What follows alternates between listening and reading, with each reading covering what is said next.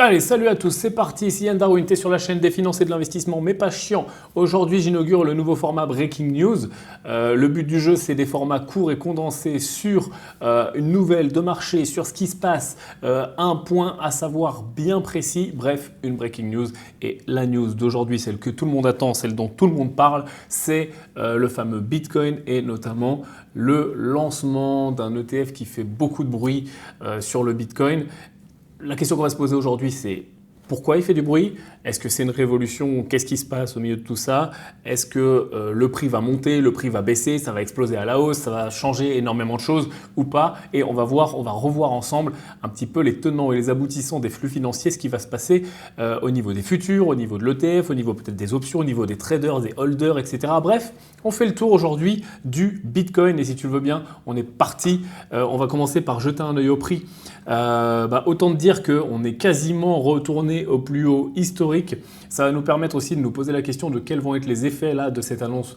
Aujourd'hui, je te rappelle que je vais sortir cette vidéo, là je suis en train de tourner, on est mardi matin, le 19 octobre, et c'est bien cet après-midi, à la séance de cet après-midi, d'ouverture, à l'ouverture des US cet après-midi, que cet ETF est lancé, ici présent, et cet ETF c'est le ProShare Bitcoin Stratégie ETF, le ticker c'est BITO et il sera lancé à l'ouverture des US cet après-midi. Ce qu'il faut comprendre, c'est que ça y est, il a été accepté. Il y avait des rumeurs depuis la semaine dernière. Tu as dû voir passer tout ça dans la presse, etc.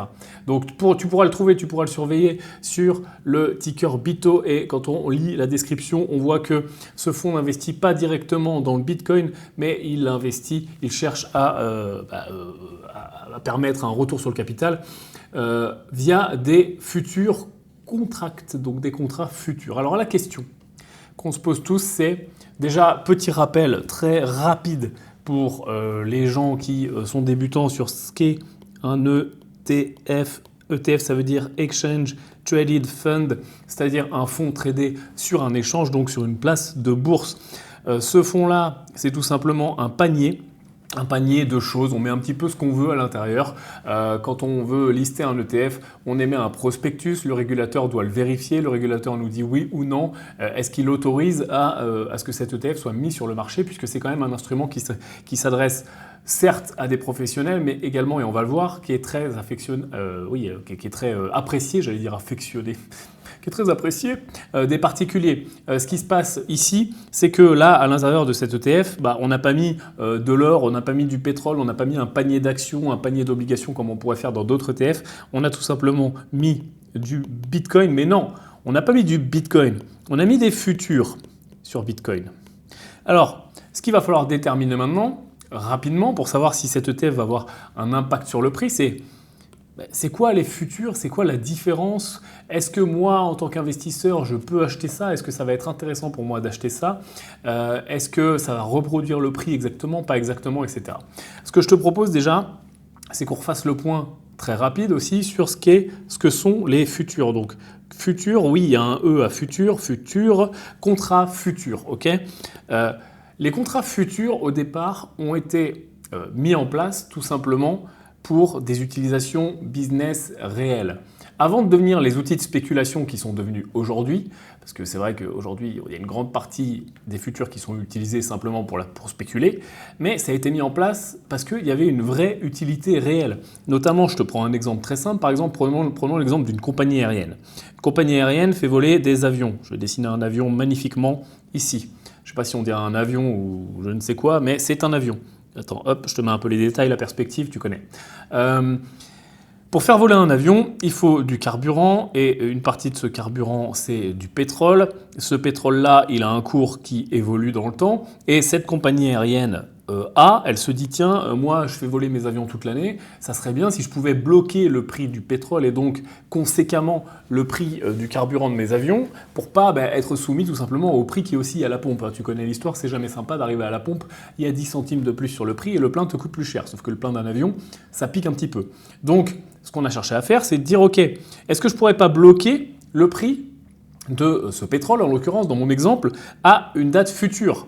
Par exemple, aujourd'hui, on est le 1er janvier, et puis moi, avec ma compagnie aérienne, je voudrais bloquer le prix du pétrole pendant 6 mois.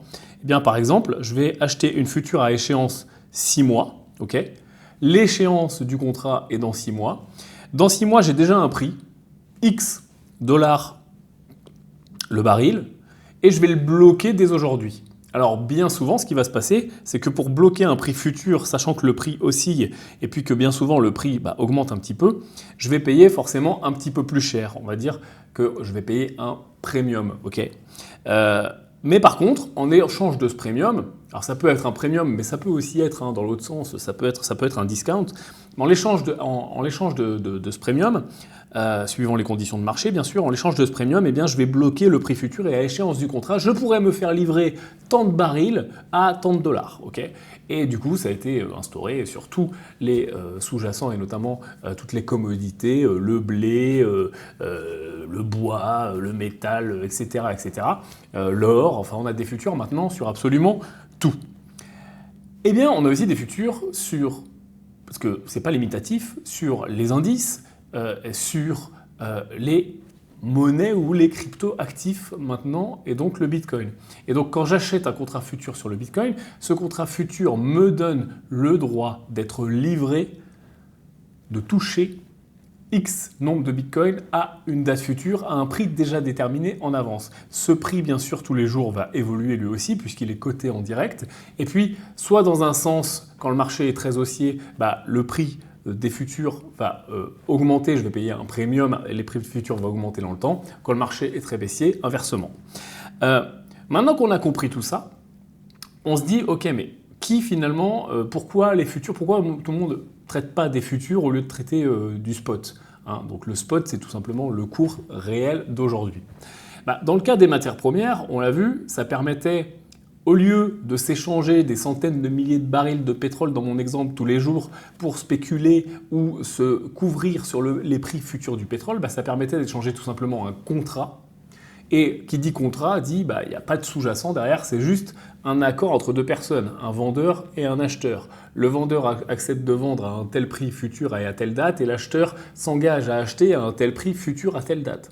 Donc c'est tout simplement un contrat avec tout le droit des contrats classiques qu'on connaît autour. Donc ça permet de ne pas manipuler les sous-jacents. Et c'est ça au départ l'idée. Et ce qu'il faut comprendre maintenant, c'est que pour mettre d'accord tous ces gens, reprenons par exemple, je grossis les exemples, d'un côté le PDG de ma compagnie aérienne, et d'un autre côté, il faut bien une contrepartie. Il faut quelqu'un qui lui vend ce contrat futur ou qui lui achète le pétrole ou qui lui revend ou qui lui rachète le contrat futur s'il ne le veut plus, etc., etc. Il faut toujours une contrepartie dans un marché, un acheteur et un vendeur pour que ça se passe bien et pour qu'on ait ce qu'on appelle la liquidité. Sur un marché classique, par exemple action, en enlevant tous les intermédiaires qui peuvent se trouver au milieu pour simplifier l'exemple, j'ai un vendeur d'une action, c'est moi, et puis j'ai un acheteur d'une action, c'est Jean-Kévin. Et on a bien, même s'il y a des intermédiaires entre les deux, un acheteur personne physique, ça peut être un institutionnel, ça peut être un particulier, peu importe, personne physique ou morale, et un vendeur personne physique ou morale. Là, sur le marché des futurs, on a toujours par exemple moi ici, Yann, PDG de compagnie aérienne, et en face on n'a pas de contrepartie. On va voir ce qu'on appelle un market maker. Et lui va, comme son nom l'indique, faire le marché, market maker, market making, faire le marché. Et c'est lui qui va fournir la contrepartie. Ça ne l'empêche pas lui-même d'aller se connecter, par exemple, à d'autres personnes et puis de faire une espèce de rôle de broker, mais il s'engage, via son activité de market making, à ne pas forcément faire ça et à fournir la liquidité même s'il n'y a pas de contrepartie en face. Donc la contrepartie, ça va être lui. Le risque, c'est lui qui va l'assumer. Et je te rassure, le but, ça va être de prendre des cuts un petit peu partout avec des frais, du spread, etc. Ces market makers-là, ce qu'il faut savoir, c'est qu'ils ne vont pas travailler gratuitement et il va y avoir tout un système qui va être mis en place la nuit, chaque semaine, chaque jour, etc., qu'on va appeler le clearing system, qui lui va vérifier que il n'y a pas trop de levier dans la machine, que tous les gens, qu'on va appeler les consommateurs finaux qui sont connectés au market maker, et le market maker lui-même, et le market maker avec les autres market makers, et avec les banques d'affaires, banques d'investissement, etc. Bref, tout le système financier qui va utiliser ces produits dérivés, on va faire ce qu'on appelle un clearing. C'est-à-dire que tout simplement, le clearing system, il fait quoi? Il regarde overnight qui est éventuellement trop leveragé, c'est-à-dire qui prend trop de risques. Et s'il y a trop de risques dans la machine, s'il y a trop de leviers, on va faire ce qu'on appelle des appels de marge, c'est-à-dire qu'on va demander de mettre plus de marge, donc tout simplement plus de cash en collatéral en face, parce que si ça s'effondre, il faut pouvoir tout simplement clearer les opérations, donc les déboucler tout simplement. Donc ça, c'est la première étape. Ou la deuxième étape, c'est la liquidation pure et simple. Si on voit que ça part trop dans un sens ou dans l'autre et qu'il n'y a pas assez de cash, on vient couper les positions pour que tout s'effondre pas en catastrophe, comme on a pu connaître par exemple pendant la crise financière. Donc ça, c'est le système. Ce système-là, pourquoi je te l'explique ? Parce que c'est toujours intéressant de le connaître de façon vulgarisée, mais aussi pour comprendre que tout ça va générer des frais. Tout ça va générer des frais et tout ça va générer notamment via le fonctionnement intrinsèque des futurs, ce qu'on appelle du rollover. Okay, puisque les futurs, je te l'ai dit, elles ont un mois d'échéance. Okay, elles ont même une date d'échéance précise, avec un jour et un mois. Okay. Quand, par exemple, moi, je reprends mon exemple de la compagnie aérienne, PDG de compagnie aérienne, j'ai acheté le contrat à échéance, juin. Okay, fin juin. Et que fin juin, ça ne m'arrange pas, parce que les prix ne m'arrangent pas, etc. Et que je veux faire ce qu'on appelle un rollover, je veux rouler mon contrat et puis continuer à le détenir pour juillet, pour août, pour septembre. Donc soit parce que j'en ai vraiment besoin physiquement, parce que je suis un patron d'agence aérienne, de compagnie aérienne, ou soit parce que je suis juste un trader et que je ne veux pas déboucler ma position et que ça ne m'arrange pas. Donc je vais faire ce qu'on appelle un rollover, je vais rouler ma position sur les mois suivants. Ça, c'est pas gratuit, ça va me coûter des frais. Okay, d'ailleurs, ces frais de rollover, ils sont quand même pas mal suivis et vérifiés et scrutés par les instituts, et c'est aussi pas mal à eux qu'on va s'intéresser aujourd'hui. Et d'ailleurs, on le voit, là je t'ai pris l'exemple, entre le Bitcoin physique, okay, qui est représenté par la ligne orange, et le même type d'investissement, si j'investissais sur les futurs et que je venais à faire ce qu'on appelle le rollover tous les mois, c'est-à-dire que quand il y a une future qui expire, je roule sur la future du mois d'après et ainsi de suite, bien, on voit que la courbe blanche, forcément, vient s'aplatir et le retour total sur l'investissement vient fortement diminuer au fil du temps, puisque les frais viennent me grignoter tout doucement, viennent me manger ma performance. C'est pour ça qu'on voit pas mal d'ETF, notamment sur futurs, qui vont répliquer, on le voit beaucoup sur le VIX, où ça part très haut, et puis au fil des mois, la performance vient se grignoter et la valeur liquidative des parts diminue. C'est tout simplement dû à ce rollover-là. Maintenant qu'on a compris un petit peu tout ça, pourquoi est-ce que les institutionnels vont plutôt utiliser et sont plutôt friands de ça ? Puisque là, il n'y a pas d'histoire de compagnie aérienne, il n'y a pas d'histoire de figer le prix du pétrole pour plus tard. Ce qui va les intéresser notamment, c'est de pouvoir s'exposer massivement, parce que je te rappelle que quand on a énormément de capitaux, c'est dur de rentrer sur un marché. Imagine, tu veux rentrer sur une action avec 10 000 euros ou 100 000 euros, tu ne vas pas faire bouger le marché. Si tu veux rentrer sur la même action avec 100 millions, 200 millions, 300 millions et plus, tu risques de faire bouger le marché, notamment si le marché est peu liquide. Et c'est le cas sur les cryptos. Le marché est peu liquide. Donc un institut aujourd'hui qui veut rentrer fort, qui veut rentrer lourd, et même pas avec des grosses sommes, puisque le marché est tellement moins liquide que les autres marchés qu'il est plus simple de le faire bouger, qu'on va chercher justement des produits pour répliquer la performance, mais sans prendre le risque d'étaler ses entrées, son exécution, d'étaler ses sorties, etc., et de galérer, de faire bouger le marché, avec éventuellement tout le stress et les frais et le risque que ça peut impliquer.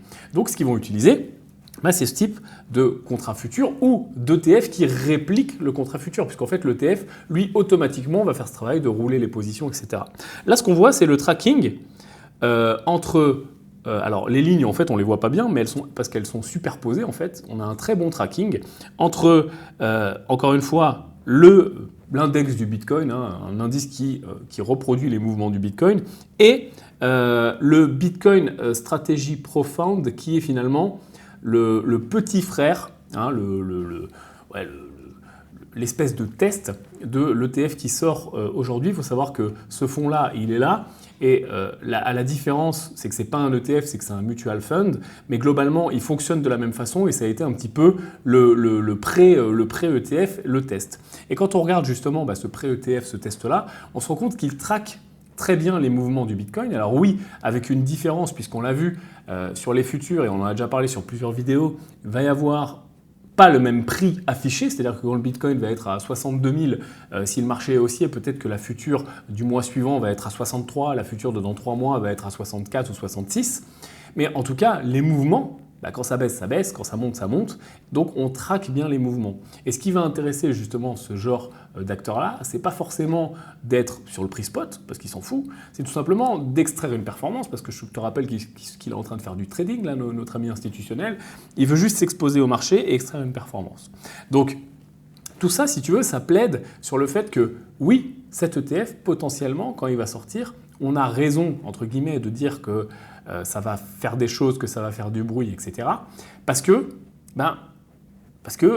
en effet, c'est des outils qui sont utilisés par les gros et qui sont beaucoup plus utilisés que rentrer sur le marché classique en achetant des cryptos, en achetant du Bitcoin. Maintenant, on a plusieurs types d'effets escomptés et pas seulement pour cet ETF parce que je t'affiche aussi toutes les rumeurs qui sont en place. Donc le premier, là, le ProShare Bitcoin Strategy ETF, il était, tu vois, on avait une date potentielle d'approval et donc de sortie et donc de listing au 18 octobre. On est le 19, on s'est raté d'une journée. Mais tu vois, les chances étaient plutôt claires et ça s'est plutôt bien passé. Et on a tout un enchaînement, tu vois, là, d'ETF qui potentiellement vont sortir au fil des jours, des semaines et des mois, avec, et ce qu'on attend avec impatience, on va en parler un petit peu après, peut-être un ETF, ce qui ne provoquera pas les mêmes effets sur le spot. Alors, quels sont les effets escomptés?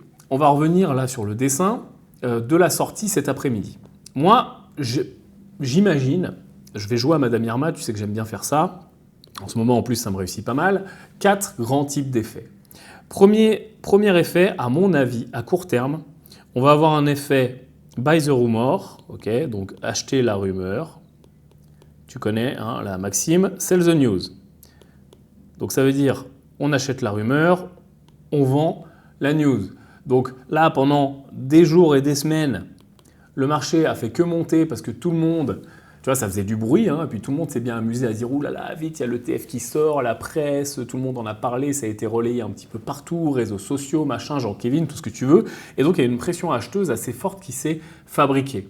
Et souvent, ce qui se passe, c'est que quand bien même il va y avoir des effets dont on va parler après, possibles sur le marché de liquidité, etc., peu importe, sans même regarder ça, bien souvent quand on a un effet d'empilage comme ça sur une news qui va arriver, oh, tout le monde l'attend, etc., ouais, il va se passer un truc de fou, et on le voit dans plein de cas, ouais, telle blockchain va sortir un nouveau truc, ah oui, là, ils vont passer sur le protocole V248, etc. À chaque fois, on vient empiler cet effet FOMO, cet effet la news arrive, et quand la news sort, il ne se passe rien et le prix il tank parce que tout simplement acheter la rumeur et vendre la news. Donc je pense que ça va être le premier effet, on va le voir peut-être cet après-midi à l'ouverture du marché US, ce soir, demain, on va voir ce qui va se passer aussi sur les marchés asiatiques, mais je pense qu'à court terme, là, allez, à horizon une semaine max, on va avoir une potentielle correction intéressante pour les traders, alors pour les investisseurs long terme, qui sont là et qui sont voire même intercycles, ça te change rien, il faudra juste pas paniquer pendant cette éventuelle correction. Par contre, pour les traders et pour les gens qui, comme moi en ce moment, profitent pas mal de la volatilité sur le marché, ça peut être intéressant, justement, on aura des bons points d'entrée. D'ailleurs, on en a parlé en avant-première. Je te rappelle que tu vois, je suis moins présent sur YouTube en ce moment parce que je fais énormément de choses. On a des gros programmes qui sortent, etc. Et puis avant d'être youtubeur, tu le sais, je suis chef d'entreprise. Par contre, je suis présent plus et je partage mes investissements, mes idées, etc. Sur l'application Arya, A-R-Y-A, sur tous les stores, etc. Et voilà, ça, tu vois, tout ce qu'on est en train de discuter, j'en ai parlé il y a 4 jours. Donc, ça peut être intéressant, si tu le veux, de nous rejoindre. Tu peux la télécharger, c'est gratuit. Le principe de cette application ARYA, c'est de créer le plus grand et un des seuls réseaux sociaux dédiés à l'investissement. Donc tu vas voir, tu as deux grandes fonctionnalités. Un, le côté réseau social où tu peux parler avec les gens, parler d'investissement. Et deux, le côté idées et partage d'idées où on est plusieurs coachs et notamment des professionnels de l'investissement et des marchés financiers. Et tu verras, il y a plein de gens, il n'y a pas que moi, hein, je suis loin d'être le seul et le meilleur, qui vont te partager eh bien, leurs analyses, exactement ce qu'on est en train de faire là, mais de façon quotidienne et instantanée. Donc ça, c'est intéressant. Le deuxième grand type d'effet que je vois à moyen terme, c'est notamment pas comme ce que pensent les gens, plus de liquidité, mais plutôt un assèchement de la liquidité. Pourquoi ? Parce qu'on l'a vu, ce qui se passe, on l'a vu rapidement, mais breaking news, je fais en sorte de faire des formats courts, même si tu me connais, c'est difficile pour moi. On l'a vu rapidement, ici, on ne va pas sur le marché. On échange des contrats, ok, avec des engagements, avec un ou plusieurs market makers. L'argent va dans des contrats futurs qui ne sont pas le spot, qui ne sont pas backés forcément par du Bitcoin physique. Ça peut l'être, mais ça peut aussi être backé tout simplement par du cash, puisqu'on est vraiment sur un échange de bons procédés, de contrats. Donc, il n'y a pas de Bitcoin qui va être acheté en conséquence des achats de l'ETF. Même si demain, là, boum, ça ouvre, ce soir, aujourd'hui, marché américain, il y a pour 100 milliards qui rentrent dans l'ETF, il ne va pas y avoir 100 milliards de Bitcoin qui vont être achetés. Et bien au contraire, quand les lancements de ce genre de contrats, de ce genre de contrat futur ou ETF sur futur, peu importe, des choses qui vont driver de la liquidité vers ces produits dérivés futures options, n'apportent pas de liquidité sur le spot. Au contraire, retire de la liquidité du spot parce que certains investisseurs, alors pas les particuliers, on va le voir d'ailleurs juste après pourquoi toi tu ne dois pas investir sur cet ETF, mais certains types d'investisseurs, et notamment les gros, les plus institutionnels, eux vont l'utiliser et donc ne vont pas mettre leur flux financier sur le spot. Donc à moyen terme, je vois plutôt un assèchement de liquidité potentielle. Alors, ce n'est pas cet ETF qui va changer la face du monde sur le Bitcoin, mais au fur et à mesure, si on vient à avoir uniquement des ETF acceptés, puisque je te rappelle qu'il y en a pas mal qui sont en cours sur les futurs, ça ne nous fait pas super plaisir parce qu'on vient à assécher la liquidité. Par contre, au milieu de tout cela, il y en a qui doivent répliquer le spot et avoir en collatéral vraiment du Bitcoin. Donc cela nous intéresse beaucoup plus. Et à mon sens, c'est ceux-là qui doivent faire du bruit sur le marché. Mais tu connais le marché, hein. Il fait du bruit autant qu'il peut à partir du moment où il peut attirer des capitaux, où il peut se passer des trucs. Mais pour moi, c'est plutôt une non-news à ce niveau-là. Et plus on va multiplier les ETF sur futur et plus on va plutôt assécher la liquidité. 3. Ce qui va se passer, je pense, et là pareil, je vais jouer à Madame Irma, c'est qu'on va avoir des effets, je ne sais pas écrire, d'arbitrage qui vont se mettre en place, notamment entre le spot et la future, et faire il va y avoir ce qu'on appelle des arbitrages cash and carry, enfin dérivés du cash and carry. Je vais te l'expliquer très rapidement. C'est intéressant aussi à connaître de façon connaissance investisseur, vulgarisation. Quand je te prenais l'exemple, par exemple, du mec qui, on va pas prendre la compagnie aérienne, ça va être trop compliqué, on va prendre des pommes, hein, c'est le plus simple. Okay, admettons que le kilo de pommes, enfin la tonne de pommes, ou je ne sais pas quelle unité, on s'en fout, est à 100, okay, $100. Aujourd'hui, maintenant, ça c'est le prix spot. Et que la future est un petit peu plus chère, future expiration 1 mois par exemple, 110, puis expiration 2 mois, 120, 130, etc. Okay, ça, c'est un comportement normal d'un marché haussier qui se sent bien, et c'est d'ailleurs le comportement qu'on voit actuellement sur le Bitcoin. Il y a une pratique qui consiste à faire ce qu'on appelle de l'arbitrage, et là notamment c'est dérivé du cash and carry puisque ça se faisait sur des produits physiques, qui consiste à acheter le spot, donc là j'achète les X tonnes de pommes, et à vendre la future. Donc là je vends le contrat qui correspond à ce que j'ai acheté, ce qui fait que je vais offsetter ma position à 0. Ok, là par exemple j'ai acheté, je ne sais pas moi, 100 tonnes de pommes, vraiment, et là j'ai vendu l'équivalent de 100 tonnes de pommes. Ce qui veut dire que là j'ai dépensé 100, là j'ai encaissé 110 puisque j'ai vendu le contrat futur. Alors oui, certes, à l'échéance, je vais devoir livrer les 100 tonnes de pommes, mais on comprend bien que les 100 tonnes de pommes elles m'ont coûté 100 et moi j'ai encaissé 110. Donc ici, là, il y a un delta de 10 qui est tout de suite dans ma poche. Okay, donc ça, c'est ce qu'on appelle un trade non directionnel qui se passe très bien à partir du moment où le marché ne bouge pas. C'est-à-dire que s'il n'y a pas de volatilité et qu'arrivé à l'expiration, ça vaut toujours 100, enfin ça vaut toujours 100 et que j'ai touché 110, j'ai encaissé 10. Par contre, si le marché vient à bouger, suivant s'il monte ou s'il descend, je vais plus ou moins avoir une plus-value plus importante ou une moins-value qui commence à se mettre en place, voire ma position qui se retourne. Et puis après, je vais devoir adapter, déboucler en partie, renforcer, etc. mon arbitrage. Donc tout ça, c'est des stratégies. Pareil, je te les vulgarise extrêmement parce que c'est extrêmement compliqué, mais tu comprends la stratégie de base de l'arbitrage. Là, ce qui va se passer, étant donné que, à mon humble avis, encore une fois, étant donné qu'on a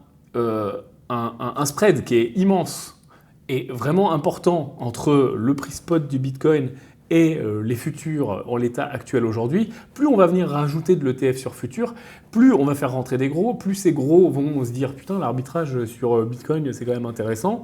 Est-ce qu'on ne ferait pas de l'arbitrage sur futurs ?»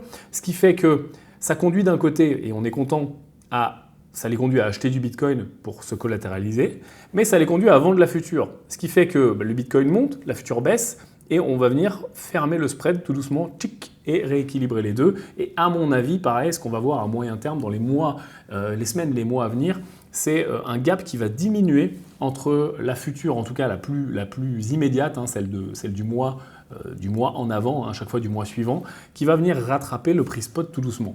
Donc les effets, ils sont très dilués et très compliqués à savoir ce qui va se passer une fois que ce gap sera fermé. Est-ce qu'ils vont plutôt s'intéresser au spot, continuer de rester sur la future, se désintéresser des deux, arrêter l'arbitrage mais continuer l'investissement? Ça, on n'est pas dans les petits papiers à chaque fois, mais à mon avis, il va se passer cet effet-là à moyen terme. Et à long terme, quatrième type d'effet, et là celui-là il va être positif, en effet, ça participe à démocratiser le Bitcoin, puisque de toute façon, plus on parle du Bitcoin, plus on démocratise le Bitcoin et les cryptos, même si aujourd'hui, moi cet argument, j'y crois plus trop, parce que qui aujourd'hui n'a pas entendu parler des cryptos? Enfin, je veux dire, on n'est plus early aujourd'hui sur les cryptos.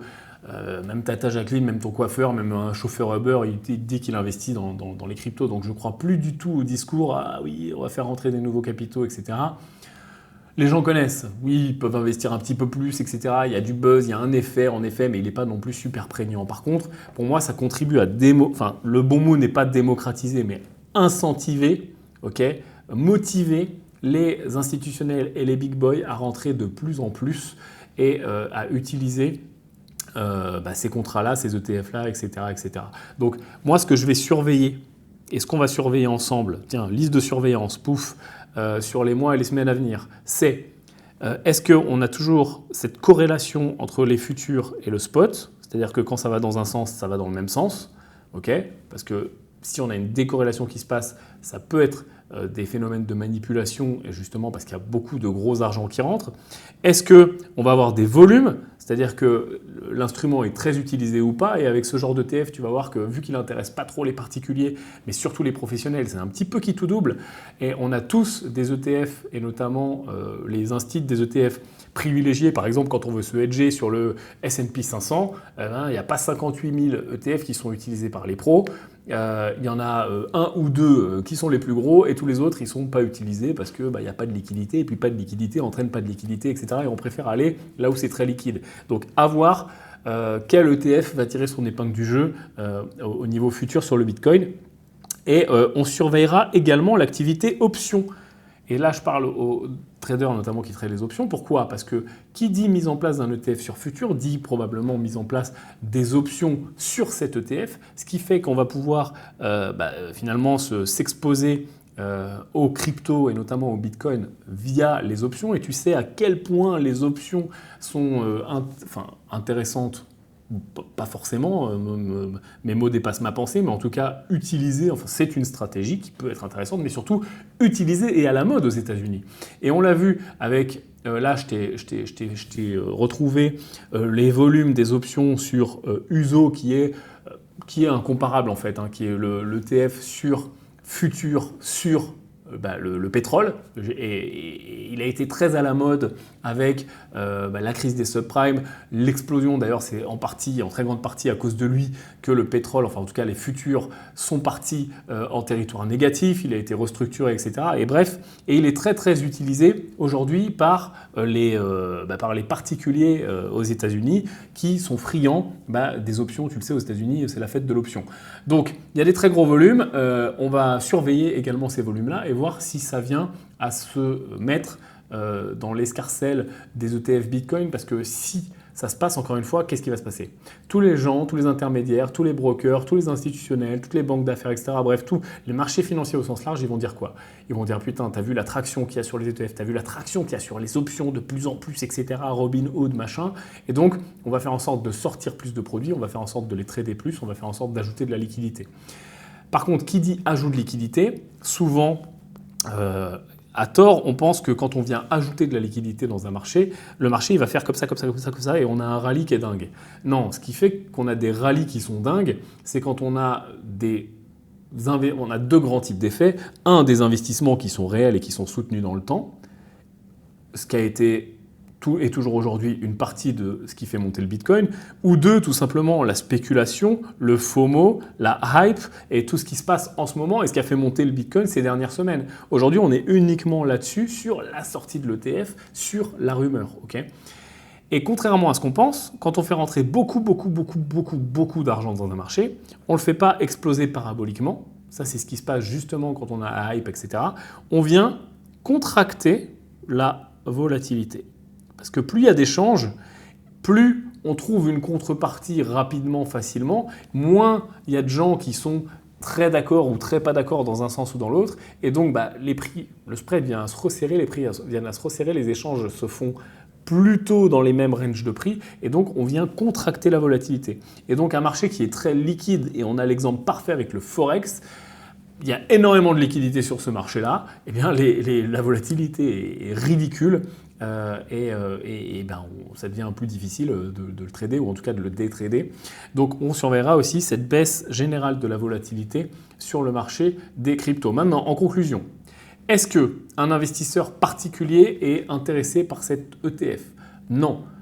Très simplement pour des raisons. Pour la première plus grande raison, c'est que si j'achète cet ETF et que je ne fais rien, en mode investisseur long terme, papa-maman, je vais avoir les frais de rollover qui vont, puisque à chaque fois il va basculer sur la future du mois suivant, puis du mois suivant, puis du mois suivant, il va y avoir des frais, et ces frais-là vont manger tout doucement la valeur liquidative. Donc ça ne va pas être intéressant pour un investissement buy and hold, long terme, peu importe. Aucun intérêt pour moi en tant que particulier. Vaut mieux que j'achète des cryptos en direct. Maintenant, ça devient vraiment simple de le faire et de les sécuriser, etc.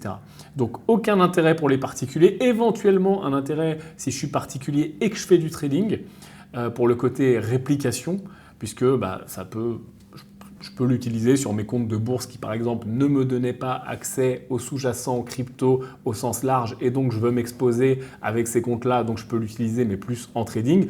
Ou éventuellement, si je fais des options, je peux l'utiliser aussi pour la partie options qui va, je pense, arriver avec du volume dans les semaines à venir.